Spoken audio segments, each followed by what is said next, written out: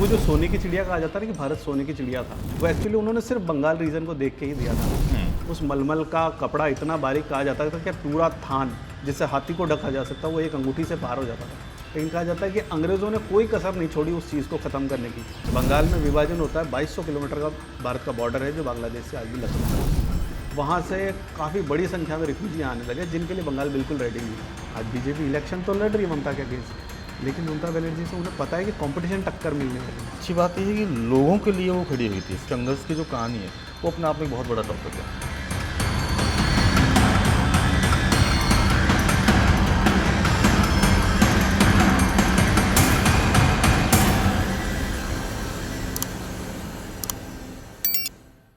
एक वक्त हुआ करता था जब सिर्फ भारत ही नहीं पूरे विश्व पटल के मानचित्र पर बंगाल की एक अहम भूमिका थी।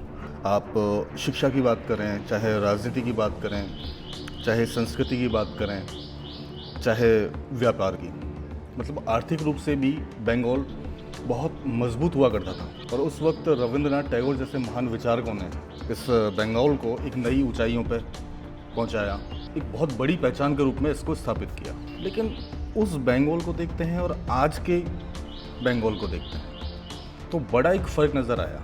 क्या रीज़न रहे होंगे आपके हिसाब से? अगर हम पहले की बात करें, 1757 में पलासी का युद्ध हुआ था सिराजुद्दौला और लॉर्ड क्लाइव के बीच। उस युद्ध में सिराजुद्दौला की हार हुई।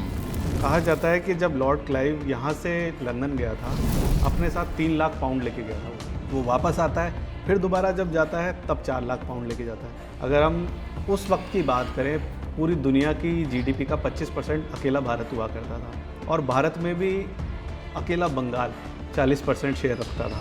तो वो जो सोने की चिड़िया कहा जाता है ना कि भारत सोने की चिड़िया था, जो अंग्रेज़ों ने हमें नाम दिया, वो एक्चुअली उन्होंने सिर्फ बंगाल रीजन को देख के ही दिया था। क्या मेन पॉइंट्स रहे कि उसको आर्थिक रूप से इतनी मजबूती मिली शुरू से? एक तो बंगाल में जो लघु उद्योग है वो उस वक्त आसमान पर था, समंदर से सबसे ज़्यादा व्यापार होता था। अगर अंग्रेज़ों के टाइम की बात करें तो ढाका में बनने वाली जो मलमल थी, उस मलमल का कपड़ा इतना बारीक कहा जाता था कि पूरा थान जिससे हाथी को ढका जा सकता वो एक अंगूठी से पार हो जाता था। मतलब इस लेवल की कारीगरी वहाँ मौजूद थी। लेकिन कहा जाता है कि अंग्रेज़ों ने कोई कसर नहीं छोड़ी उस चीज़ को ख़त्म करने की, क्योंकि अंग्रेज इंडस्ट्रीज़ जब वहाँ लंदन में लगनी शुरू हुई, वो इंडस्ट्रीज़ लगी थी सारी बंगाल के पैसे से। इतनी दौलत को देखने के बाद ब्रिटिश क्वीन ने जब ये देखा कि पैसा आ कहाँ से रहा है इनके पास, तब उन्होंने इंडिया का कंट्रोल अपने हाथ में लिया। 1857 में जो क्रांति हुई थी, उसके बाद ईस्ट इंडिया से कंट्रोल पूरा ब्रिटिश क्वीन के हाथ में जा चुका था। विभाजन के टाइम पे जो प्रॉब्लम्स फेस की बंगाल ने, अब उसमें चाहे पुनर्वास को हम लेके चलें या आर्थिक रूप से हम बंगाल को लेके चलें, तो कहीं ना कहीं विभाजन के बाद बंगाल टूट गया काफ़ी हद तक। देखिए, जो सबसे बड़ी बात रही, 1947 में भारत का बंटवारा होता है और बात चलती है कि पाकिस्तान बनेगा। अब जो भारत का पश्चिमी बॉर्डर है वो इस चीज़ के लिए प्रिपेयर था कि ये हिस्सा पीछे निकलेगा और हम यहाँ पे रिफ्यूजीज़ वगैरह आएंगे तो उनके लिए कैंप्स हम बनाएंगे, उनके लिए योजनाएं भी चलाएंगी। लेकिन इस स्थिति के लिए बंगाल बिल्कुल तैयार नहीं था। बंगाल में विभाजन होता है, 2200 किलोमीटर का भारत का बॉर्डर है जो बांग्लादेश से आज भी लगता है। उस वक्त जो पूर्वी पाकिस्तान बना, वहाँ से काफ़ी बड़ी संख्या में रिफ्यूजी आने लगे जिनके लिए बंगाल बिल्कुल रेडी नहीं था।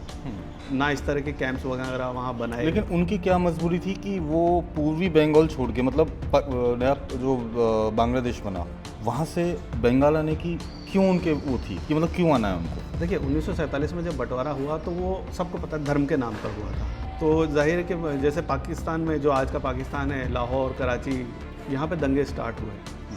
वहाँ से हिंदू और सिख यहाँ माइग्रेट होने लगे, यहाँ के मुस्लिम वहाँ जाने लगे।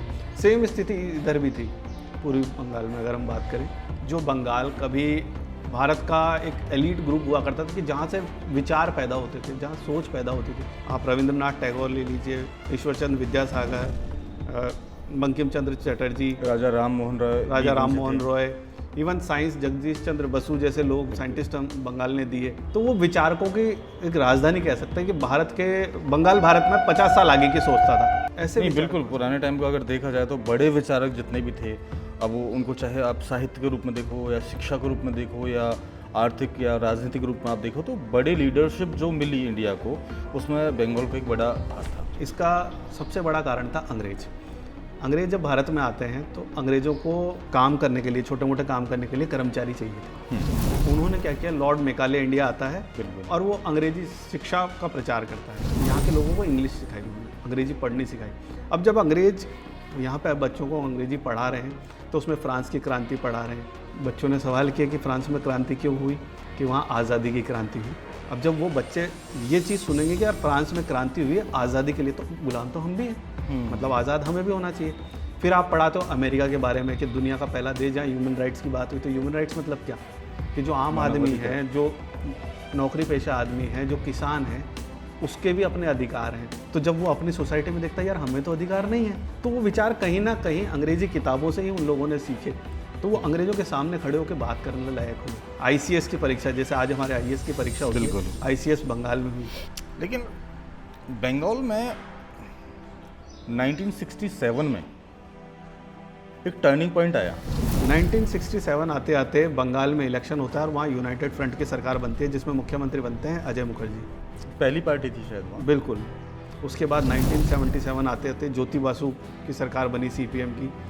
ये फॉलो करते थे कम्युनिज्म को। कम्युनिज्म एक टर्म होती है कि सबको बराबर बांट दो, समानता का अधिकार। समानता का अधिकार, बिल्कुल।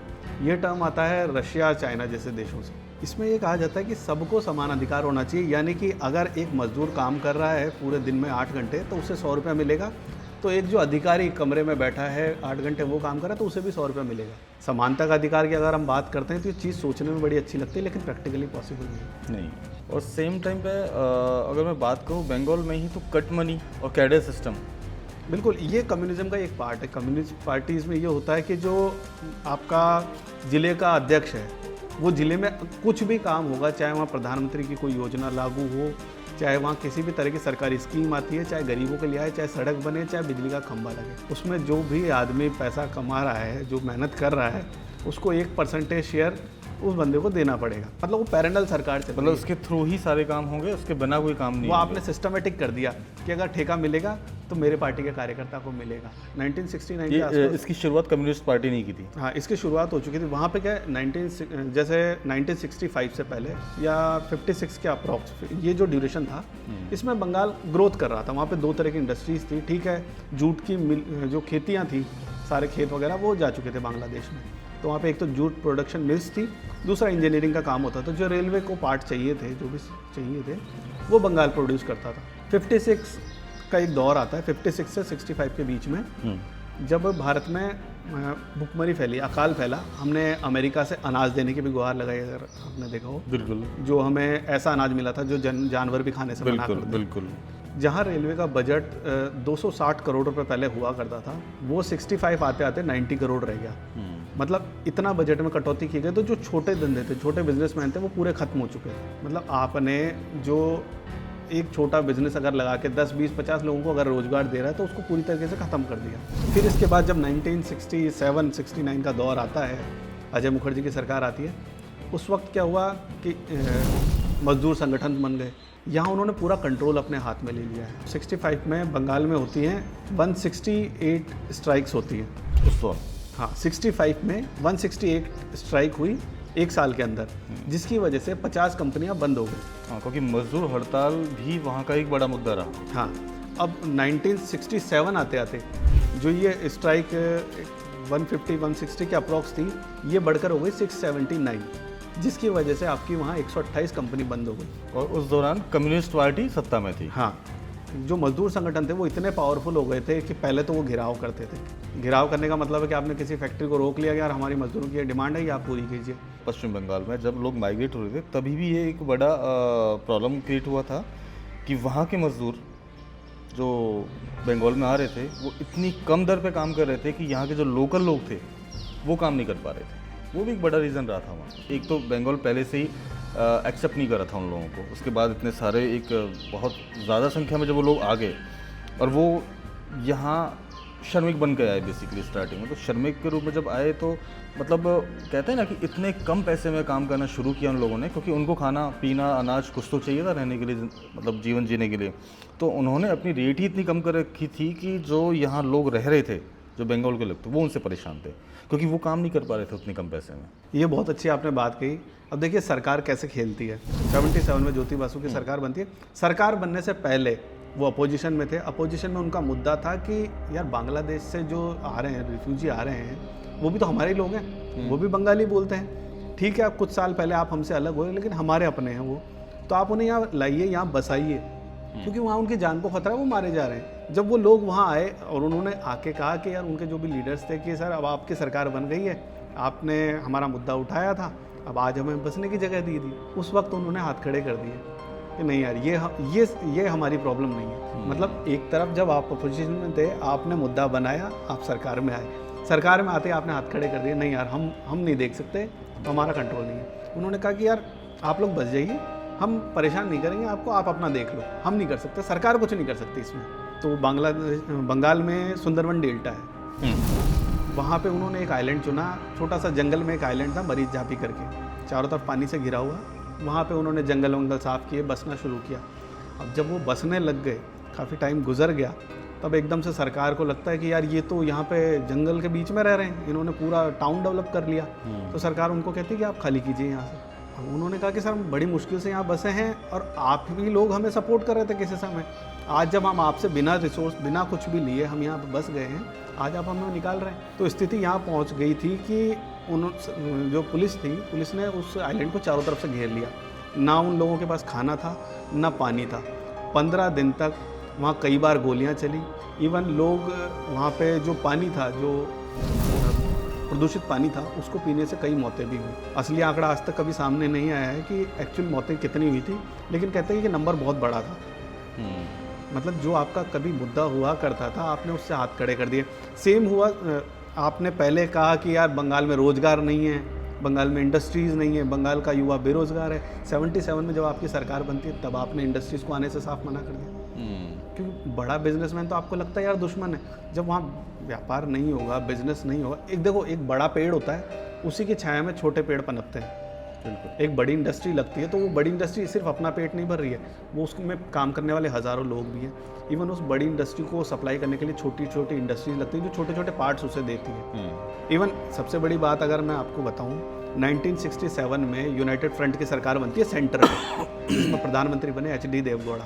उस वक्त पहला नाम सामने आया था ज्योति बासु का, कि ज्योति बासु को प्रधानमंत्री बनाया जाए, लेकिन सिर्फ इसलिए क्योंकि कम्युनिज्म की आइडियोलॉजी सेंटर से मेल नहीं खाती है, क्योंकि वो बहुत सारी पार्टियों की मिलीजुली सरकार थी। क्योंकि यहाँ सब तो समान हो नहीं सकते ना, आपको सबको फॉलो करना पड़ेगा। उन्होंने अपना नाम वापस ले लिया, मतलब वो इस लेवल तक फॉलो करते हैं। और उन्होंने अपनी जड़ें अपने बंगाल रीजन में इस लेवल तक जमा ली कि 77 में आपकी सरकार बनती है। उसके बाद 2001 तक ज्योति बासु CM रहे। उसके बाद 2001 में बुद्धदेव भट्टाचार्य बंगाल के CM बने, सेम कम्युनिस्ट पार्टी से। उसके बाद 2011 तक हुए, मतलब 34 साल एक ही पार्टी की सरकार एक रीजन में। एक लंबे टाइम तक वो गवर्नमेंट चलाई उन्होंने, एक विचारधारा को बना के रखा पूरे बंगाल में। काफ़ी मजबूत पकड़ भी रही उन लोगों की। मजबूत पकड़ इसलिए रही कि भाई आप डेवलपमेंट करना नहीं चाह रहे, इंडस्ट्रीज़ आप लाना नहीं चाह रहे, आपने एक रेस शुरू की है।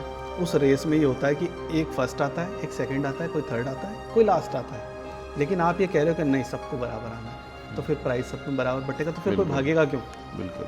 34 साल तक एक कम्युनिस्ट पार्टी ने वहाँ राज किया, मतलब आप कह सकते हो कि एक बहुत लंबे समय तक एक ही पार्टी का बना रहना बंगाल में, ये एक बहुत बड़ी बात होती है। अभी राजस्थान में आप देख सकते हो हर 5 साल में सरकार बदलती है, और कहीं ना कहीं बदलना भी ठीक है, परिवर्तन होना भी ठीक है। और क्या आपको लगता है कि एक ही पार्टी का इतने लंबे समय तक राज करना वो जनता के हित में था? इसमें मैं एक चीज़ कहना चाहूँगा कि रतन टाटा ने एक बार कहा था कि अगर सब कुछ 100% सही चल रहा है ना, तो इसका मतलब कहीं ना कहीं बहुत कुछ गलत हो रहा है। लेकिन रतन टाटा का तो खुद का प्लांट नहीं लग पाया था शायद वहाँ। बिल्कुल भाई, आपकी पार्टी की सरकार 34 साल तक एक स्टेट में है, और उसके बाद भी उस स्टेट में डेवलपमेंट ज़ीरो है।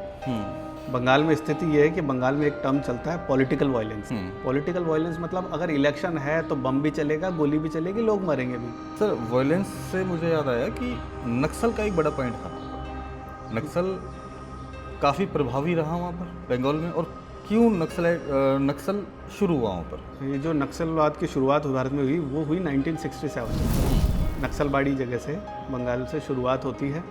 अब आपकी सरकार जो है लेफ्ट की सरकार थी वहाँ पे बंगाल में, लेकिन इलेक्शन को लेके भी नक्सलाइट काफ़ी हावी रहा वहाँ पर। आपके हाथ में अगर गन है तो आप अपने आदमी को कुर्सी पर देखना चाहते हो और उसके लिए आप कुछ भी करना चाह रहे हो। आपके हाथ में भी गन है, आपके साथी के भी हाथ में गन है, वो अपने बंदे को बैठाना चाह रहा है। तो वो आपस में ही ये शुरुआत हुई नक्सलाइट की। बाद में इस चीज़ ने बढ़ते बढ़ते भारत के लगभग 128 जिलों में अपना वर्चस्व बना लिया, जिसमें कई स्टेट आ गए, छत्तीसगढ़ आ गया, झारखंड आ गया, तेलंगाना आ गया। लेकिन किस्मत है कि 2014 में सरकार बदली और अब स्थिति ये हो गई कि जो 128 जिलों में राज कर रहे थे आज वो 11 जिलों तक सिमट गए। अभी जो होम मिनिस्टर अमित शाह, उन्होंने स्टेटमेंट भी दिया था कि 31 मार्च तक नक्सलवाद पूरी तरह खत्म हो जाएगा। नरेंद्र मोदी सरकार का एक संकल्प कि 31/3/2026 को हम इस देश को नक्सलवाद से मुक्त कर देंगे और उसमें भी सीआईएसएफ का बहुत बड़ा योगदान है। कुछ भी बात होती थी नक्सली लीडर्स को घेर लिया, चलो बातचीत कर लेते हैं। अब इन्होंने कहा या तो सरेंडर या बुलेट, दो ही ऑप्शन है। जाहिर सी बात है कि लंबे समय तक आप राज कर रहे हो, कहीं ना कहीं कुछ प्रॉब्लम्स शुरू होती हैं मार्केट में, ग्राउंड में कहीं ना कहीं किसी न किसी रूप में चीज़ें शुरू हो जाती हैं। कहीं ना कहीं कम्युनिस्ट पार्टी थोड़ी सी ढीली भी हुई, उसी का शायद ये रिजल्ट रहा कि ममता बनर्जी, तो उनका आने का समय जो था और कम्युनिस्ट ख़त्म होने का, वो एक पॉइंट जो था वो बड़ा एक इंटरेस्टिंग पॉइंट है। ममता बनर्जी सबसे पहली जो चुनाव जीतती है वो जीतती है 1984 में। जादवपुर सीट वो जीतती है।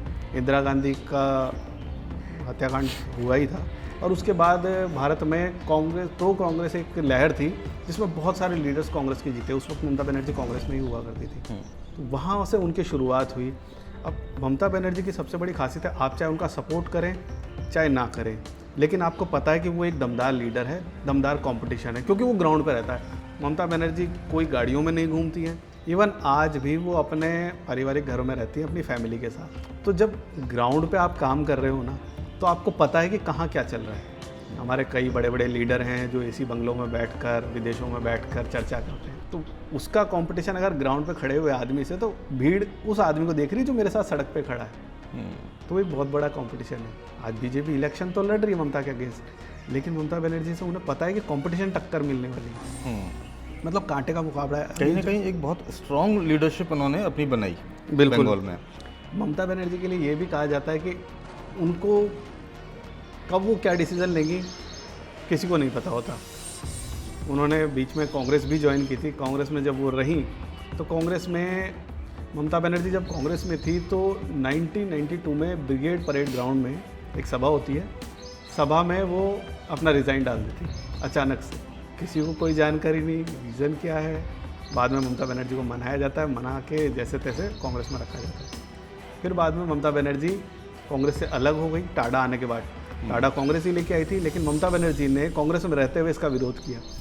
जब उनके विचार मेल नहीं खाए तो उन्होंने छोड़ दी और अपनी पार्टी बनाई टीएमसी।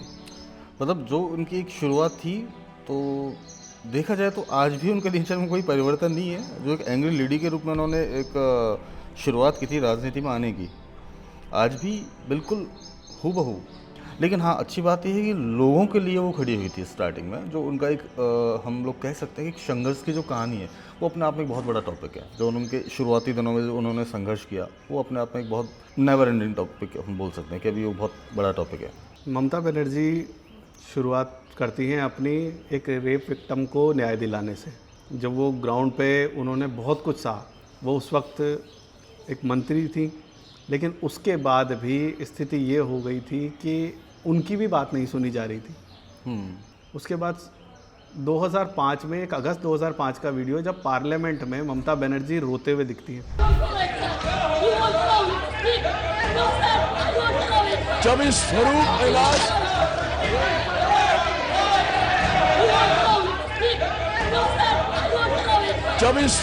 इलाज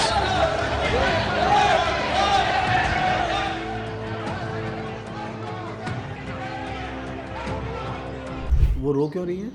क्योंकि उन्होंने वहाँ मुद्दा उठाया कि बंगाल को बांग्लादेश से आने वाले रिफ्यूजियों से खतरा है, इसको बचा लो। उनकी नहीं सुनी गई। अब क्या होता है कि एक टर्म ये भी है कि जब आप दुश्मन से जीत नहीं सकते ना, तो उससे दोस्ती कर लो। तो ममता बनर्जी ने वही किया। 2011 आते आते लोग सीपीएम से परेशान हो चुके थे। क्योंकि 34 साल आपने किसी पार्टी को दे दिए, उसके बाद भी डेवलपमेंट नहीं हो रहा है, अगर आप अपने वादों पे खरे नहीं उतर रहे हैं तो कहीं ना कहीं जनता में रोष होता है। बिल्कुल। इसका फ़ायदा मिला ममता बनर्जी को। 2011 में वो अपनी सरकार वहाँ बनाती, जहाँ 2005 में आप रिफ्यूजी मुद्दे से लड़ रहे थे, 2011 में आपने उन्हीं के दम पे अपनी सरकार बनाई।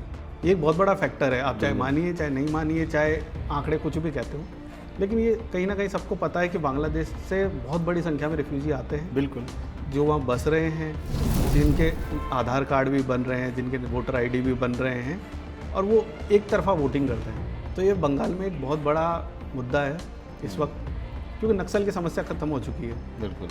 इस वक्त रिफ्यूजी सबसे बड़ा मुद्दा है। इंडस्ट्रीज आपने लगने नहीं दी, रोज़गार को आपने कभी मुद्दा बनने नहीं दिया। और सेम टाइम पे ही अगर देखा जाए तो सिंगूर और नंदीग्राम जैसे आंदोलन भी हुए थे। बिल्कुल, ये बहुत बड़े आंदोलन हैं जिन्होंने बंगाल को एक अलग ही चेहरा दिया है। देखिए, स्थिति आपने ये कर दी बंगाल में कि अब एक तरफा वोटिंग हो रही है। वहाँ पे मुद्दा ये हो चुका है कि बांग्लादेश से रिफ्यूजी बड़ी संख्या में आ रहे हैं, रोहिंग्या वहाँ आके बस रहे हैं, तो एक पैरेलल आपने वोट बैंक क्रिएट कर दिया जो सिर्फ आपको वोट देगा। अब अगर यहाँ पे एक तरफा वोटिंग की बात करें, जो टीएमसी का वोट बैंक है, 2006 की अगर हम बात करें तो 2006 में 20% मुस्लिम वोटर उन्होंने टीएमसी को वोट किया। ये 2006 की स्थिति है। उसके बाद 2011 आते आते वो संख्या हो गई आपकी 35%। 2016 में 51% वोटिंग एक तरफा हुई है। और अगर लास्ट इलेक्शन की बात करें 2021, 75% मुस्लिम वोटर ने सीधे सीधे टीएमसी को वोट किया। अभी जो सबसे बड़ा मुद्दा बंगाल में बना हुआ है वो एसआईआर की वोटर लिस्ट बनी हुई है जी। अभी अगर हाल ही का अपन देखें, बिल्कुल। तो मालदा में जो हुआ कि 9 जुडिशियल अधिकारियों को आपने बंदी बना लिया, जहाँ 5 साल का एक बच्चा भी था। हज़ारों की भीड़ सिर्फ इस मुद्दे को लेके कि एसआईआर से हमारा नाम काट दिया गया, आपने बंदी बना लिया। इसमें सुप्रीम कोर्ट को हस्तक्षेप करना पड़ा। आज स्थिति ये हो चुकी है कि कोई भी सरकारी अधिकारी बंगाल में काम करने से डर रहा है। आपने इलेक्शन को इस लेवल पे पहुंचा दिया, क्योंकि जान की तो कोई वैल्यू है ही नहीं। आपने कह दिया पॉलिटिकल वायलेंस है, इलेक्शन होगा तो ये होगा। आपने जनता को उस चीज़ के लिए रेडी कर दिया, वहाँ की जनता भी रेडी है उस चीज़ के लिए। देखो, दो चीज़ें हैं। एक, जब कम्युनिस्ट और टीएमसी आज के वर्तमान दौर में अगर देखा जाए तो सिर्फ, क्योंकि कम्युनिस्ट को तो आप हटा ही दो, क्योंकि आज टीएमसी और बीजेपी दो पार्टी हैं जो कि मैदान में खड़ी हुई दिखाई दे रही हैं। 34 साल तक कम्युनिस्ट पार्टी ने वहाँ राज किया। उसके बाद ममता जी सत्ता में आई लंबे टाइम के लिए, आज वो सत्ता में। मुस्लिम वोटर की, मुस्लिम कम्युनिटी की अगर हम बात करें, या हम बात करें क्राइम रेट की, क्राइम को मतलब किस तरीके से आप वहाँ देखते हो कि 34 साल के कैरियर में कांग्रेस कम्युनिस्ट पार्टी के, और उसके बाद ममता बनर्जी का कार्यकाल, तो ज़्यादा क्या लगता है आपको, क्राइम रेट उस दौरान ज़्यादा बढ़ी या इस दौरान ज़्यादा, इस कार्यकाल में? अगर हम नक्सलवाद की बात करें, नक्सलवाद को इसको थोड़ा सा अलग रखना चाहूँगा। रीज़न ये कि एक विचार की लड़ाई होती है नक्सलवाद। जो पहले सीपीएम थी, सीपीएम का जो उत्तरदायित्व था, जो रिस्पॉन्सिबिलिटी वो लेती थी, वो अपने कार्यकर्ता तक लेती थी कि मेरे कार्यकर्ता को रोजगार मिल जाना चाहिए, मेरा जो कैडर है वो सेटिस्फाई होना चाहिए, मेरे बंदे को कोई प्रॉब्लम नहीं होनी चाहिए। तो सारे इक्वलिटी होनी चाहिए। वो अपने बंदों का सोच रहा है, तो वो दूसरे सोसाइटी में क्या हो रहा है उसे उससे मतलब नहीं है। लेकिन आज की जो स्थिति है, टीएमसी वाली स्थिति है, कि आप बाहर से आदमी लेके आ रहे हो, वो यहाँ पे किसी को मारता है, कोई चोरी करता है, कोई लूटपाट करता है, वो वापस भाग जाता है। एक और चीज़ मेरे दिमाग में आती है कि कितनी बड़ी बात है। टीएमसी को अगर देखें तो एक वक्त था जब टीएमसी और कम्युनिस्ट में टकराव था सीधा। आज ज़मीनी हकीकत देखें तो सिर्फ और सिर्फ बीजेपी ने अपनी वहाँ पकड़ बनाई पिछले चुनाव के दौरान, और सीधी टक्कर भी ली ममता बनर्जी से, और काफ़ी इंटरेस्टिंग एक पिछला चुनाव रहा। और मुझे लगता है कि इस बार का अभी अप्रैल में होने वाला चुनाव ये बहुत ज़्यादा इफेक्टिव होगा, बहुत ज़्यादा इंटरेस्टिंग होगा। पिछला जो इलेक्शन था उसमें एक मोदी लहर का एक बड़ा रोल भी रहा होगा बंगाल में भी, क्योंकि बीजेपी जिस तरीके से उभरी है पूरे भारत में, हर स्टेट पे अपनी जो एक छाप छोड़ी है बीजेपी ने, एक मजबूत पार्टी के रूप में, और आज सबसे बड़ी पार्टी के रूप में है। तो बंगाल पे मोदी लहर का कितना असर हुआ था लास्ट इलेक्शन में और इस बार के इलेक्शन में? एक है कांग्रेस पार्टी, जो भारत की सबसे बड़ी नेशनल पार्टी रही है। उनके लिए सोचने वाली बात यह है कि उन्होंने आखिरी सीएम जो उनके रहे, जिनकी विदाई 1967 में हुई, सिद्धार्थ शंकर रे जी, उसके बाद आज तक आप बंगाल को छू नहीं पाए। इवन बंगाल में आप अपोजिशन का बड़ा चेहरा भी नहीं बन पाए। बिल्कुल। उसके बाद कंटिन्यू 34 साल सीपीएम की सरकार रही, उसके बाद फिर ममता बनर्जी की सरकार रही टीएमसी की 2011 से अभी तक, मतलब लोग आपसे ये उम्मीद भी नहीं कर पा रहे कि आप विपक्ष में कोई बड़ा चेहरा बन पाओगे। वहीं अगर हम बीजेपी की बात करें, बीजेपी 2011 में 0 सीट पे थी बंगाल में। उसके बाद 2016 के इलेक्शन होते हैं जहाँ बीजेपी को 3 सीट मिलती है। 2021 आते आते 77 सीट पे पहुंच गई। बिल्कुल। क्या कांग्रेस की स्थिति बीजेपी से भी बुरी थी? आप नेशनल पार्टी होने का दावा करते हैं, उसके बाद आप बंगाल में आप अपोजिशन भी नहीं बन पा रहे। वहीं अगर हम सीपीआई सीपीएम की बात करें तो 2016 में 23 सीट पे थे वो, 2021 के इलेक्शन में 0 पर सिमट गए। तो अभी जो वर्तमान स्थिति है, वर्तमान स्थिति हो चुकी है कि इलेक्शन हो चुका है टीएमसी बनाम बीजेपी।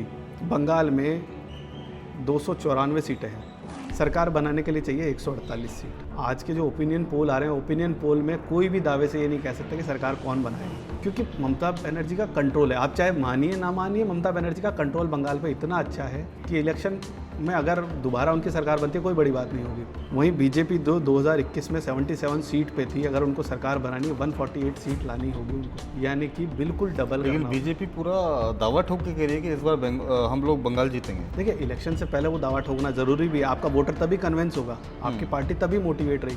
लेकिन 77 के आंकड़े को 148 लाने के लिए आपको बिल्कुल 100% जोर लगाना होगा, मतलब एक तरीके से डबल करना है आपको रेशियो। और वो भी इस स्थिति में जब टीएमसी का होल्ड इतना मजबूत है। हाँ, इसमें एसआईआर का बहुत बड़ा फ़ायदा बीजेपी को मिलने वाला है। एसआईआर में अगर हम बात करें, ममता बनर्जी की जो खुद की सीट थी भवानीपुर 2021 में जो उन्होंने जीती थी, वो जीती थी, अंतर था वहाँ पे 58,835 वोट का। अब इसमें अगर हम एसआईआर की बात करें तो भवानीपुर में 47,000 वोटर आईडी से नाम कटे हैं और 14,000 सस्पेक्ट में हैं। तो इस तरीके से 61,000 वोट कहीं ना कहीं जा रहे हैं। और अगर एक आंकड़ा देखा जाए, हो सकता है बीजेपी का भी थोड़ा बहुत परसेंटेज इसमें वोट कटा होगा। लोकतंत्र में तो एक वोट की बड़ी कीमत होती है, जहाँ एक वोट की कीमत से फर्क पड़ जाता है, वहाँ 61,000 वोट साइड हो जाना, तो कहीं ना कहीं मतलब टीएमसी को एक बड़ा झटका यहाँ लगेगा। इन वोट का फ़र्क बहुत ज़्यादा पड़ने वाला है। रीज़न ये कि जहाँ पे ये रिफ्यूजीज़ बसाए गए थे, वहीं से एक छत्र टीएमसी को फ़ायदा हो रहा था। 154 सीट ऐसी है जहाँ पर सीधे सीधे टीएमसी को फ़ायदा हो रहा था, वहीं पे सबसे ज़्यादा एसआईआर में नाम कटे हैं। तो इसका कहीं ना कहीं बेनिफिट बीजेपी को होने वाला है। लेकिन ये बेनिफिट, लेकिन ये तो हम बात करें सिर्फ एक सीट की। हाँ, लेकिन हम बात करें अगर पूरे बंगाल की, तो बाकी जगह आप कैसे देख रहे हो उसको? आज देखिए, जो 154 सीट मैंने आपको बताई है, इसमें 27% मुस्लिम आबादी है जो इलेक्शन में कहीं ना कहीं फ़र्क डालती है। अगर हम बात करें, मुस्लिम आबादी का जो फैक्टर है वो मोदी जी के लिए ज़्यादा है या ममता बनर्जी जी के लिए? देखिए, इस क्योंकि स्टार्टिंग से हम देखते आ रहे हैं कि टीएमसी को मजबूत किया, मुस्लिम जो वोटर्स हैं उन्होंने टीएमसी को काफ़ी मजबूती दी। इसका फ़ायदा इस इलेक्शन में भी टीएमसी को मिलने वाला है, या इस बार फिर से एक मोदी लहर, एक बड़ी लहर के रूप में सामने आएगी और वो वोटर भी इन्फ्लुएंस होकर मोदी लहर में शामिल हो सकते हैं? ऐसा लगता है आपको? टीएमसी ने इस बार जो चुनाव में सबसे बड़ा मुद्दा बनाया है वो कोई डेवलपमेंट नहीं है, ना कोई बेरोजगारी मुद्दा है, उन्होंने डर को सबसे बड़ा मुद्दा बनाया है। अभी जो बंगाल इलेक्शन है, इसमें सीआरपीएफ के लगभग 2,40,000 यानी कि 2.5 लाख के आसपास जवान वहाँ तैनात किए गए हैं, क्योंकि वहाँ वायलेंस बहुत ज़्यादा है। बिल्कुल। अभी आपने देखा होगा कि बख्तरबंद गाड़ियों का एक काफिला भी काफ़ी ज़्यादा न्यूज़ में आ रहा था, वो भी वहाँ आया है। ममता बनर्जी का स्टेटमेंट भी था कि 200 गाड़ियाँ आई हैं यहाँ पे आप लोगों को कैद करने के लिए, आपको बंदी बनाने के लिए। तो वो डर के ऊपर चुनाव जीत रही हैं। अगर मुस्लिम वोटर की बात करें तो जहाँ जहाँ से बंगाल में टीएमसी को सबसे ज़्यादा फ़ायदा होता था, मैं कुछ नंबर्स आपको बताना चाहूँगा। उसमें मुर्शिदाबाद जो सीट है, मुर्शिदाबाद में 22 सीटों पर 66.3% मुस्लिम वोटर हैं। मालदा में 22 सीट हैं जहाँ पे 51.3% मुस्लिम वोटर हैं जो वन साइड वोट करता है। वीरभूमि में 11 सीट है जहाँ 37.1%। इसके अलावा जो नॉर्थ दिजनापुर है वहाँ 9 सीट है जहाँ 49.9%। 24 परगना नॉर्थ की हम बात करें तो वहाँ पे 31 सीट हैं जहाँ 66.3% वोटर हैं। तो इन पांचों जगह पे एसआईआर का भी कोई फर्क पड़ा है? यहाँ से भी कुछ लिस्ट बनी है एसआईआर के लिए? देखिए, टीएमसी ने इतने टाइम रहते रहते जो रिफ्यूजी आए हैं उनको कहा जाता है कि भाई उन्हीं रीजन में ज़्यादा बसाया है जहाँ से उसे बेनिफिट हो सकता है, तो लिहाजा नाम भी वहीं ज़्यादा कटे हैं। तो इसका कहीं ना कहीं फ़र्क तो आपको इलेक्शन में देखने को पड़ेगा। लेकिन अगर हम ये भी मान लें कि चलिए आपने 50% भी अगर नाम काट दिए होंगे, तब भी 50% वोटर वहाँ मौजूद है। बीजेपी को जीतने के लिए पिछले इलेक्शन के मुकाबले जस्ट डबल अपना परफॉर्मेंस देना होगा, दोगुने से थोड़ा सा और ज़्यादा। बिल्कुल 77 का 148 सरकार बनाने के लिए आपको किसी भी हालत में चाहिए। तो ये हो सकता है कि बंगाल के इलेक्शन में, जैसे बंगाल में कहा जाता है एकला चलो रे, तो वो पॉसिबल नहीं होगा। हो सकता है आपको किसी का समर्थन लेना पड़े। पिछले इलेक्शन में मैंने देखा था कि एक व्हील चेयर पर पूरा इलेक्शन उन्होंने निकाला, ममता जी ने। शायद उनके पैर में चोट लगने की वजह से शायद वो व्हील चेयर पर थी, ऐसा सुनने में आया था। और काफ़ी सिंपैथी भी गेन की थी आई थिंक इससे। इस इलेक्शन में आपको लगता है कुछ कोई पैंतरा ममता जी लेके आने वाली हैं, या अमित शाह जी और मोदी जी कुछ नया पैंतरा खेलने वाले हैं? ममता बनर्जी एक बहुत स्ट्रॉन्ग पर्सन है, जिनको पता है कि जनता कैसे सोचती है और जनता के दिमाग में कैसे विचार डालने हैं, कैसे अपनी जगह बनानी है। भारत जोड़ो आंदोलन का मैं नाम ज़रूर लेना चाहूँगा कि कांग्रेस को फिर से थोड़ा सा एक सपोर्ट मिला इस कैंपेन से। जो राहुल गांधी जी पूरे भारत भ्रमण पर निकल गए थे, काफ़ी लोगों की सिंपैथी उनको मिली। काफ़ी मुझे लगा कि शायद कहीं ना कहीं वापस थोड़ा सा अपने बैकअप उन्होंने स्टार्ट किया है। तो भारत जोड़ो का कोई फ़र्क दिखेगा बंगाल के इलेक्शन में कि कांग्रेस जो पिछली बार 0 पे ख़त्म हो गई थी, क्या कुछ सीट्स ले पाएगी इस बार? कांग्रेस का जो कार्यकर्ता है ग्राउंड पे, वो तो चाहता है कि कहीं ना कहीं हम भी मैदान में दिखें। लेकिन अगर आप आज देखें तो किसी भी न्यूज़ चैनल में कांग्रेस को दिखा भी नहीं रहे इतना, क्योंकि उनको पता है कि वो खुद ही इंटरेस्ट नहीं ले रहे। जहाँ 34 साल सीपीएम की सरकार रही, 11 साल टीएमसी की सरकार रही, उन्होंने खुद को इस दावे से बिल्कुल अलग ही कर दिया कि हम तो इस रेस में भी नहीं हैं। आज आपको न्यूज़ चैनल पर दिखेगा बीजेपी बनाम टीएमसी। देखिए, हमारे देश की जो जनता है वो अब एक मिनिस्टर से जुड़ना चाह रही है कि ये भी आदमी मेरे जैसा है, मेरी जैसी सोच रखता है, मेरे लिए काम करने वाला है। ममता बनर्जी ग्राउंड पे काम करती है। उन्होंने कई बार पैदल रैलियाँ निकाली है। राहुल गांधी ने तो अच्छे खासे एसी कंटेनर में निकाली है। तो जनता समझती है। और आज सोशल मीडिया का ज़माना है, तो आपको किसी से विचार जानने की ज़रूरत नहीं है, आप खुद सर्च कर सकते हो। नहीं, मैं सिर्फ इसलिए कह रहा हूँ क्योंकि एक वक्त था जब राहुल गांधी का जब पॉलिटिकल कैरियर शुरू हुआ था, तो लोगों ने उन्हें मतलब बहुत जल्दी दरकिनार कर दिया था कि वो जैसे कि पॉलिटिकल वो बने ही नहीं थे। लेकिन समय रहते रहते आज जो राहुल गांधी जी की जो एक इमेज बन के उभर के सामने आई भारत जोड़ो आंदोलन के बाद, और वो लगातार जो सोशल मीडिया पे एक्टिव रहे, अलग अलग कैंपेन्स उन्होंने निकाले, तो कहीं ना कहीं एक पहले से एक बेहतर स्थिति में राहुल जी हैं। मुझे ऐसा लगता है पर्सनली कि शायद कहीं ना कहीं जो एक 0 पर पार्टी स्थिर हो गई थी, शायद वो आंकड़ा तो देखने को नहीं मिलेगा इस बार बंगाल में। हाँ, एक मजबूत पार्टी के रूप में कांग्रेस सत्ता में तो आ नहीं सकती अभी, मतलब चांसेस बहुत ना के बराबर हैं। लेकिन कहीं ना कहीं सीट्स को लेकर अगर देखें तो कुछ ना कुछ तो प्रभाव रहेगा। देखिए, मैं एक नंबर आपको बताना चाहूँगा। इसमें जो बंगाल इलेक्शन था, बंगाल इलेक्शन में 2011 में जो अदर थे, जो छोटी मोटी पार्टियां निर्दलीय वगैरह, 28 सीटें उन्होंने निकाली 2011 में। उसके बाद 2016 में आते आते वो 8 पे सिमट गया जी। उसके बाद 2021 में ये नंबर सिर्फ 2 पे रह गया। तो जनता इतनी समझदार तो हो चुकी है कि मैं वहाँ पे दाव ना लगाऊं जहाँ पे कुछ होने वाला नहीं है मेरे। बिल्कुल। 67 में आप लास्ट आए, उसके बाद इतना बड़ा गैप बंगाल में आपने कभी दावा भी नहीं किया। इवन बीजेपी जैसी पार्टी जो 2011 में 0 पे थी, पिछले इलेक्शन में 77 लेके जाती, तो उन्होंने ग्राउंड पे करके दिखाया। बिल्कुल, जो दिखता है वही बिकता है। अगर आप पिछले इलेक्शन में कोई बड़ा नंबर अचीव कर पाते या विपक्ष में बड़ा चेहरा, लेकिन 0 से 77 पर आना भी कोई छोटा नंबर नहीं है बीजेपी का। एक स्ट्रॉन्ग पार्टी के रूप में उभरी है बीजेपी वहाँ पर। क्योंकि देखिए, इलेक्शन जो होता है आजकल 6 महीने का खेल नहीं रहा है। आप 5 साल पूरा परफॉर्मेंस देंगे तब जाके लास्ट में आपको रिजल्ट मिलेगा। जी जी जी। तो जनता को भी पता है यार, ये आदमी 4.5 साल गायब था, अभी 6 महीने में एक्टिव हो गया, तो ये काम मेरा भला करेगा। बिल्कुल। यहाँ ममता बनर्जी की अगर बात करें तो वो ग्राउंड पे है शुरू से, और अभी ममता बनर्जी से अलग हुए हैं, हुमायूं कबीर अलग हुए हैं, टीएमसी का बहुत बड़ा चेहरा थे। बिल्कुल बिल्कुल। ओबीसी के साथ जाके उन्होंने हाथ मिला लिया था, लेकिन अभी कुछ कंट्रोवर्सी की वजह से ओबीसी ने भी उनका साथ छोड़ दिया। तो ममता बनर्जी को भी पता है कि कहीं ना कहीं मेरे किले में भी सेंध तो लगी है, फर्क तो मुझे पड़ेगा। लेकिन कितना पड़ेगा, कितना पड़ेगा ये कोई नहीं कह सकता। ना आज बीजेपी सरकार बनाने का दावा कर सकती है, ना कहीं टीएमसी ये कह सकती है कि यार फर्क नहीं पड़ेगा। हाँ, हो सकता है वो सरकार बना दे, लेकिन जो रेशियो 215 सीट का उनका नंबर था जी, उसमें कहीं ना कहीं फ़र्क पड़ने वाला है। बिल्कुल बिल्कुल। नतीजा क्या होगा ये तो इस महीने के एंड में हमें क्लियर हो ही जाएगा। बिल्कुल। भाई 2 चरणों में इलेक्शन है, 23 तारीख को होने वाला है, फर्स्ट, दूसरा 29 को है। अब बीजेपी के लिए इलेक्शन जीतना इसलिए भी ज़रूरी है क्योंकि ये इलेक्शन तय करेगा कि 2027 में यूपी में उनका क्या परफॉर्मेंस रहेगा, उसके बाद 2029 तक सेंटर में किसकी सरकार बनेगी। तो बीजेपी को अपने आप को साबित करना है क्योंकि ये आखिरी स्टेट बचा है बीजेपी के लिए जीतने के लिए। जी, अगर ममता बनर्जी का किला गिर जाता है तो बीजेपी के सामने फिर भारत में कोई पार्टी खड़ी नहीं हो पाएगी। बिल्कुल, बहुत मुश्किल है लेकिन असंभव नहीं है। हाँ, है ना? ममता जी को साइड करना मतलब एक बहुत बड़ी चुनौती भी है बीजेपी के लिए, लेकिन ऐसा नहीं है कि मुमकिन नहीं हो, क्योंकि काफ़ी जगह ऐसा बीजेपी ने अपना प्रदर्शन दिखाया है कि जहां आसार नहीं थे वहां बीजेपी एक छत्र अपना सत्ता जमा के बैठी है। आज आगे की चीज़ें हम फॉलोअर्स पे, व्यूअर्स पे छोड़ देते हैं कि हो सकता है कि उनके पास भी कुछ अच्छे पॉइंटर्स ऐसे हों जो काफ़ी, तो कभी कभी क्या होता है ना कि कमेंट्स में भी इतने अच्छे पॉइंटर्स आपको देखने को मिलते हैं कि काफ़ी इंटरेस्टिंग और फैक्ट्स नज़र आते हैं। तो जो चीज़ आप तक या मुझ तक नहीं पहुंच पा रही है वो कमेंट्स के ज़रिए शायद लोग हमारे तक पहुंचाएं। तो उम्मीद करता हूं कि कमेंट्स में कुछ ऐसे फैक्ट्स अगर आपके पास हैं बंगाल इलेक्शन को लेके, बीजेपी बनाम टीएमसी, तो अगर इसमें आपको लगता है कि कांग्रेस को कहीं जोड़ सकते हो या जोड़ना चाहिए, तो कांग्रेस अगर उभर पाए तो आप ज़रूर बताइए।